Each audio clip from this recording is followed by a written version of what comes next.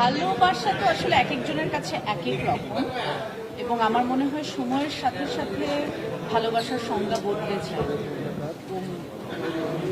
ভালোবাসা এখন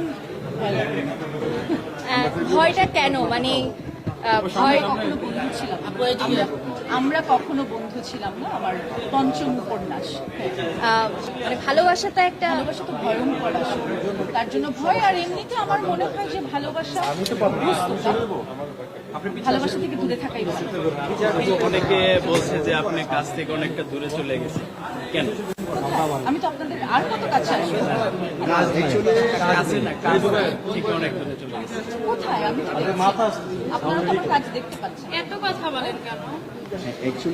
14 ফেব্রুয়ারিতে আমার বই পাবেন। আমরা কখনো বন্ধু ছিলাম। আপু, আপনার কাছে ভালোবাসা কি? একটা ওয়েব সিরিজের জন্য ওভার ট্রাম্প, সেটা চরকিতে গিয়েছে। ওভার ট্রাম্পের যে রমা চরিত্রটা ছিল সেটা আমার খুবই একটা পছন্দের চরিত্র। এবং ওভার ট্রাম্পে আমরা অনেকে একসাথে কাজ করেছিলাম, অনেক বিখ্যাত অভিনেতারা একসাথে ছিল। আপনারা দেখেছেন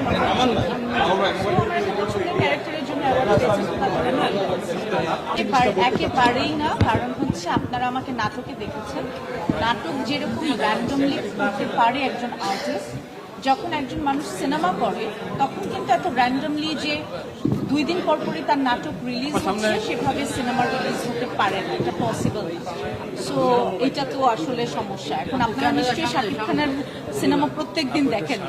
সো এটা আসলে সিনেমা তো আসলে প্রতি মাসে 5-6টা করে এটা সম্ভব। আচ্ছা আপু, এই বিষয়ে খুবই দুঃখজনক। এটাকে সংস্কৃতি অঙ্গনের জন্য কতটা হুমকি বলে মনে করছেন? আমি তো বললাম খুবই দুঃখজনক। আপু, আপনি অনেক প্রতিবাদী, সবসময় দেখি যে আপনি ফেসবুকে প্রতিবাদ ছড়ান, কিন্তু ইদানিং আপনাকে চুপচাপ থাকতে দেখা যাচ্ছে, বা এই বিষয়ে কোনো প্রতিবাদ করতে দেখলাম না। দেখেন, সবার প্রতিবাদের ভাষা এক না, ঠিক আছে?